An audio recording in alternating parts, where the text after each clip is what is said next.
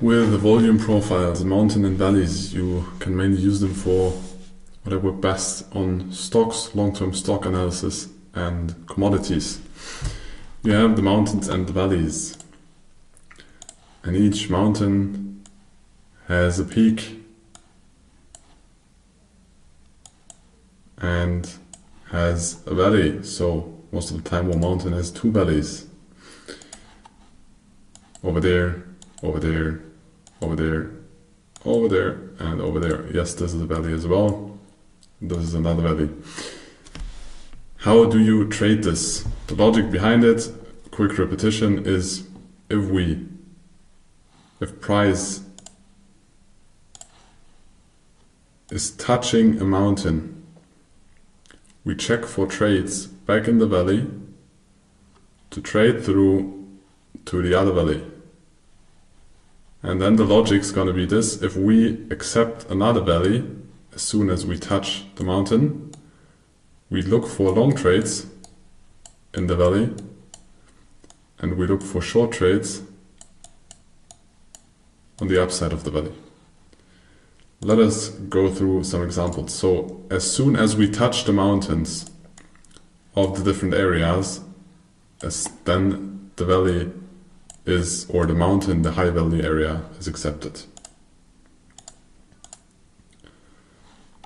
So we have a low volume node down there, a low volume node down there, and we have a, you cannot really see it because there's already a white line, but a low volume node over there.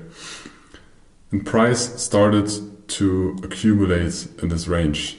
So the volume that you see here was not that extreme there before, but there also was a POC or a VPOC in the low volume nodes, but not as much as you see in this profile.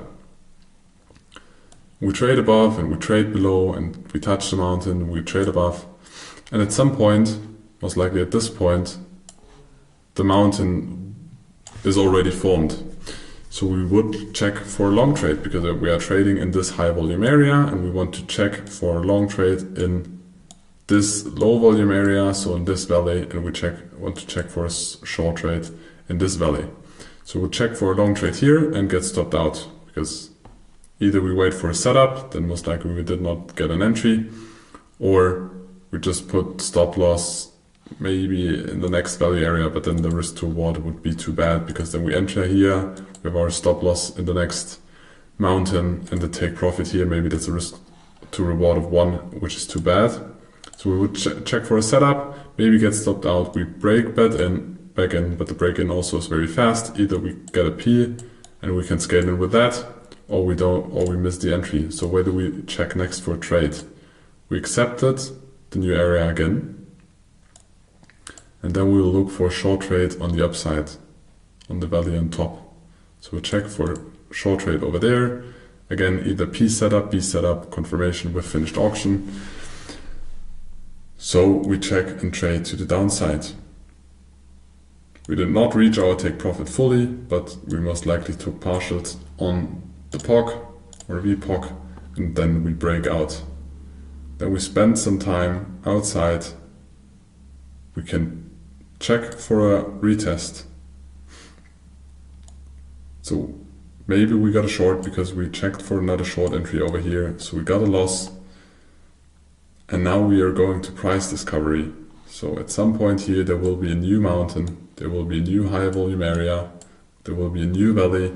And as soon as we touch the POC to the upside,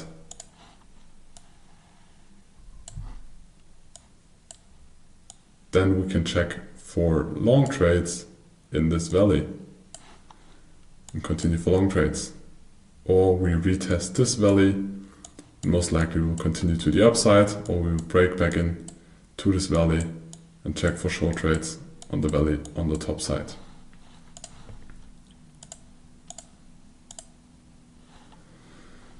So in this case, we also have a mountain. You can see here, but that mountain in the beginning was not that extreme as it is now. So it was less. So we had a price range, the mountain developed, we accept that the mountain at the beginning most likely was smaller. The more time we spend in here, the bigger the mountain got. So we can check for long trades in this valley down here. Because we accept this price range, we can check for long trades down here, because we have our valley here, or we can check for short trades up here, because we have a value over here and we are trading in this fair value range.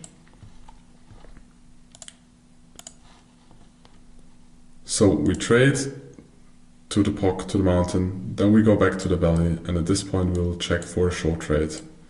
And when we trade through it, we will check for a long trade here. I think it's the Russell.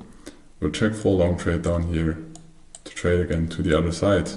Until at some point we will get a stop out, we'll break out. And then we need to touch the new mountain. And then we check for a new entry, maybe in this valley, to the long side. So we trade to the other side of the valley, which is here.